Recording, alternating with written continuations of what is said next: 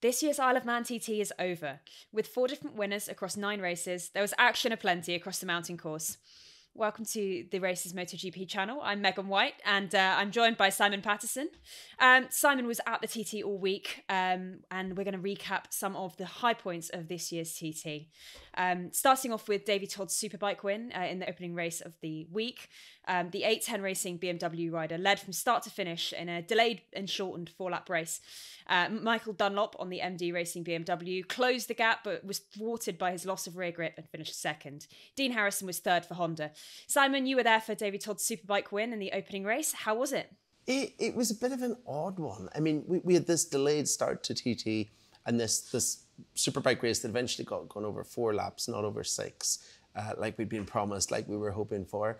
And the reality was a fairly emphatic Davey Todd win, but one that kind of, I guess, in the context of the wider week, was a standout high point for him in a week that otherwise was pretty disappointing. Obviously, he was delighted to win the race, and it came, off the back of him being the winner of last year's senior TT.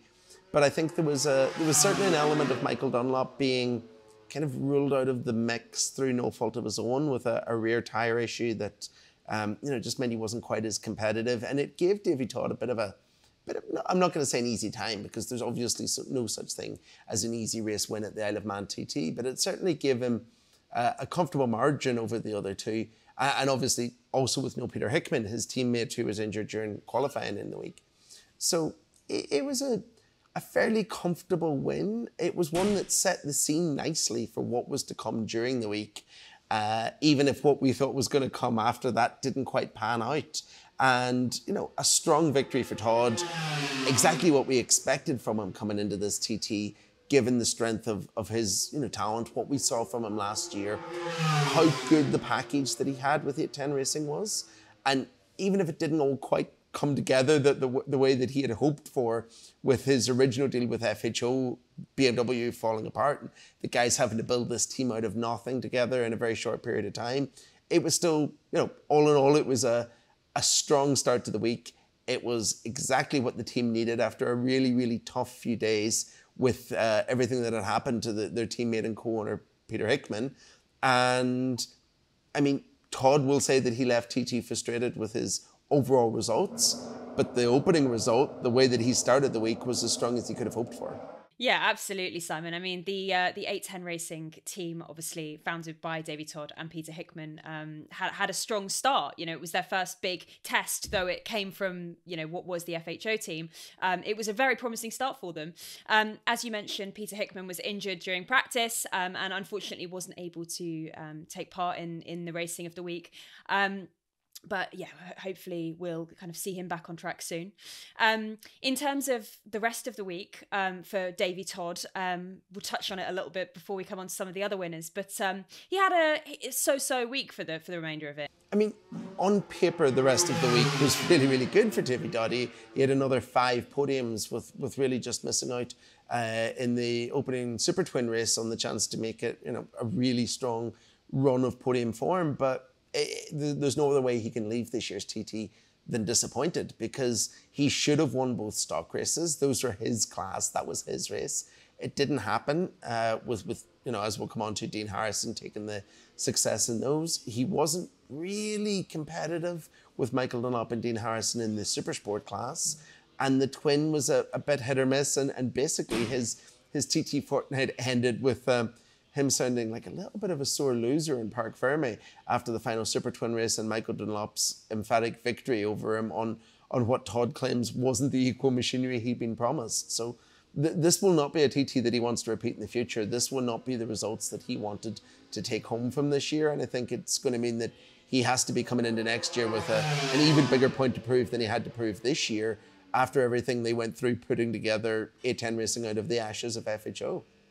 Yeah, and of course, he didn't get a chance to see if he'd win the other Superbike race because the senior TT was sadly but sensibly cancelled due to the weather conditions. The Isle of Man experiences 4 seasons in a day, and unfortunately on Saturday, the wind conditions conspired against everyone, forcing the cancellation of that race. Someone who will be happy, I would think, with his results this week was Michael Dunlop. He took a clean sweep of both the Super Sport and Super Twin classes, bringing his tally now to 33 wins, the most of all time, by quite a margin now. It was his first time racing on a Ducati in the Super Sport class, and it was their first win since 1995. The first race, the first Super Sport race, saw Dunlop, have a crucial pit stop that meant he was able to catch and pass Dean Harrison for his 30th win. Win 31 followed in commanding fashion in the first Super Twin race, with a pair of first-time podium finishes following him. Although sadly one of those was disqualified several days later. The second Super Sport race, he completed a clean sweep, 26 seconds ahead of Dean Harrison. We'll talk about Super Sport first, Simon. Michael, again, king of the Super Sport class. Absolutely, Michael Dunlop's class of the TT, undefeated since 2019, making a big switch this year, parking his venerable Yamaha R6 and going with a V2 Ducati that a few people were a little bit skeptical about, even well into TT week. And this is Michael Dunlop. This is someone we've seen switch bikes halfway through a practice week onto something he's more familiar with before. But there was none of that this year. Everything clicked with the Ducati. He, dominated the two races. He was so far ahead in both of them that he made it look easy, which is pretty much exactly what we expected, even if it did come on a bit of an unknown package. We expected maybe that Dean Harrison would put him under a little bit more pressure, considering that Dean is spending this year racing a CBR 600 in the British Championship, in the British Supersport Championship for Honda Racing. But even he wasn't really able to touch Dunlop with the form that he's on the smaller class machines at the TT. It was, exactly what you expect from Michael Dunlop. More wins added to the record, and the Dunlop domination continues. Yeah, and it looks like it will do for some time. The second Super Twin race of the week made him the first rider in history to reach 50 career podiums at the TT. And he also had won the first Super Twin race as well. In the second one, he led from start to finish over Davey Todd. And despite a slow pit stop that let Todd pull back a little bit of time, never really looked to be in any danger. Behind Todd, though, there was plenty of drama. Mike Evans and Rob Hodson, who were on the podium in the first race, were both in podium contention until technical problems, which let Dom Herbertson through for his second career TT podium. Back to Michael. Even in the Super Twins as well, on the pattern, he was unstoppable. Yeah, I'm not going to say it's exactly what we expected from him coming into TT, because you never quite know what way a TT race is going to pan out, especially the second Super Twin race that always throws up mechanical problems, because these are little bikes being tuned to within an inch of their life, as we regularly see. But, no problems at all for Michael. Complete control of the class, racking up win after win after win, despite really kind of admitting afterwards, win records are not something that Michael Dunlop chases. He said, kind of admitted that his sole goal was to leave the TT this year comfortably into the 30s, which I think with 33 career wins now and 50 podiums, we can say he's done. Yeah, absolutely. Another 4 wins in a week for Michael Dunlop. And, maybe next year it'll be 5, as Ian Hutchinson did and set that record. On to Dean Harrison. He took both of the wins in the Superstock class. He made up for that defeat by Michael Dunlop in that first Supersport race to take Honda's first win of the TT since 2015. Todd was 11.7 seconds behind, with Dunlop in third with that technical issue. Todd led the start of the race, but Harrison snatched the lead by Glenn Helen on the second lap to take his first Superstock win of the week. Simon, you were there for that race. How did that go? Great to see Dean winning, because he's an incredibly popular winner. But I feel a little bit hard done by Dean Harrison, because he told me halfway through practice week that the Superstock was the class that he'd felt the weakest in. We saw him looking really strong in the 600. We've seen him looking strong in a 600 all year. And he had a great ride on the big bike, on the super bike at the Northwest 200. He came into the TT, immediately came out of the starting gates and set an incredible lap time on it. And it looked like that would be the one where he'd probably be the strongest, where he'd be the biggest challenger. But in the end, it was the Superstock class. 2 wins, 2 very, very popular wins, given Dean's personality and his character and his humbleness. And unexpected, but we love to see a dark horse come through, and it couldn't happen to a nicer guy. Yeah, absolutely. And then on the Friday, he came back and took that second win, clean sweep of the super stock class. And the first time Dean has won 2 races in a week, which is, as you said, great to see. Michael Dunlop and Davey Todd completed the podium for that one. And it was also Dean's 5th win. There'd been a bit of a thing over the past kind of couple of years or so where Dean had come second quite a lot. So it was good to see him back on the top step of the podium.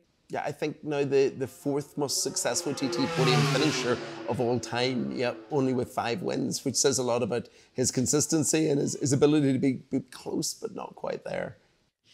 Yeah, absolutely. It's good to see Dean back on the top step. And last but very much not least, in the sidecar class, the Crowe brothers absolutely dominated.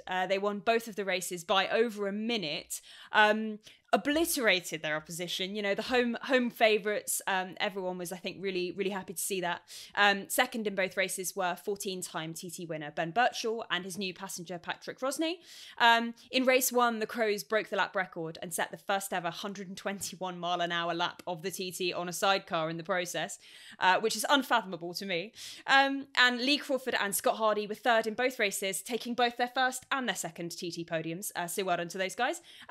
Simon, sidecars, the Crowe brothers, incredible. Absolutely incredible. We saw last year with their debut wins that there'd been a bit of a changing of the guard as Tom Birchall stepped down and Ben was forced to find a new passenger that hasn't quite worked, and he's changed passenger again for this year, which I think has set him back a bit more. And in the absence of really strong opposition, you could have kind of forgiven the Crowes for going, as slow as they needed to win, and they didn't do that. They managed to still up the bar. They're putting out, I'm just old enough to remember 600 super sport machines doing these sorts of lap speeds around the TT, and now they're doing it with another person hanging off the side of it with the same engine. It's incredible what they're doing. They're just absolutely elevating the bar, and fair play to them for keeping pushing whenever there's not actually the opposition to push them along, because that's not an easy thing to do. Yeah, absolutely. Well, that's everything from us from this year's TT. Keep an eye out for more coverage on therace.com. And we'll be back for next year's TT in about 11 and a half months. So thank you for watching.